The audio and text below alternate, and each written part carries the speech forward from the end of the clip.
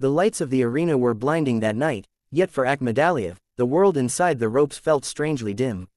He stood in the corner, listening to the roar of the crowd, but his mind was heavy. Every heartbeat echoed louder than the cheers. The bell rang, and the monster stood across from him, calm and sharp. Naoya Inoue's eyes gave nothing away. They simply waited. The first jab came like a spark. Akhmadaliev felt it before he even saw it. His coach shouted, "MJ, why aren't you throwing punches?" But his arms hesitated, his mind clouded. He knew what to do, yet something was missing. Preparation, rhythm, confidence, all just out of reach. Each round blurred into the next. Inoue stepped forward with precision, every move calculated. The body shots rattled his core. The timing, the angles, the sudden bursts of speed, unlike anything he had faced. Akhmadaliev tried to answer back. His fists moved, but the air felt heavier with every swing. He thought of the weeks before the fight. The shortened camp, the travel delays, the nagging injuries that he tried to hide from the world. They replayed in his mind like an old film. Still, excuses are not victories. The Japanese crowd watched in silence, sensing the tide. Inoue cut the ring with quiet authority. Each step herded him closer to the ropes. Every feint pulled him further into the trap. Akhmadaliev searched for openings that weren't there. His coach's voice grew sharper. "MJ, you need to work. Let your hands go." But the monster's pressure was suffocating. He felt the sting of every clean shot. The sound of leather on skin echoed like a drumbeat. He tried to counter. He missed. Between rounds, the stool felt like stone. Sweat poured, heart racing. The cudman worked quickly, but time felt cruel.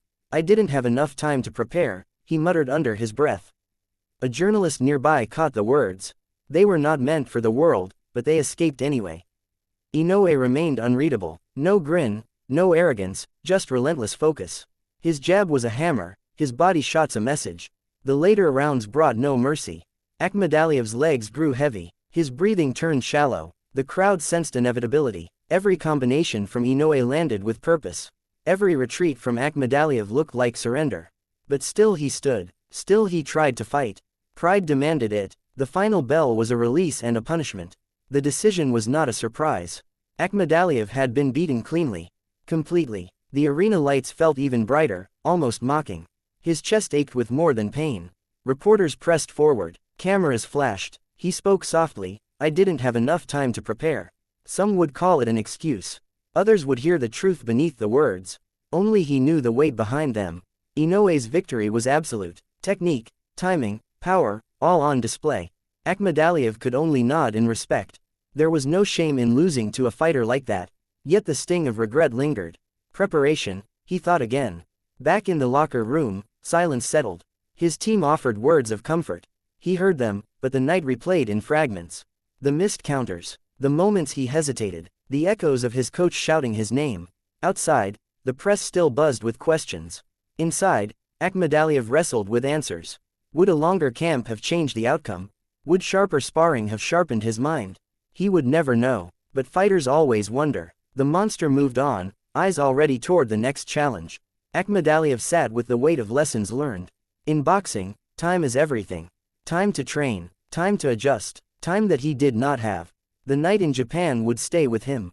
Not just the loss, but the feeling of being trapped in slow motion, the memory of a jab he could not stop, the sound of his coach's voice fading into the roar, the quiet admission he could not take back. He would fight again. That is the heart of a boxer. Defeat is not the end. It is a beginning shaped by pain. The monster taught him that. The ring reminded him of it. Every round, every punch, every breath, etched into his memory. He would remember the lights. He would remember the silence between bells. He would remember the words, "MJ, why aren't you throwing punches?" And the answer, whispered only to himself, "I wasn't ready." Yet readiness is a choice for tomorrow. Tonight, he walks away with scars. Tomorrow, he trains again. And someday, perhaps, he returns. Not with excuses, but with the time he once lacked.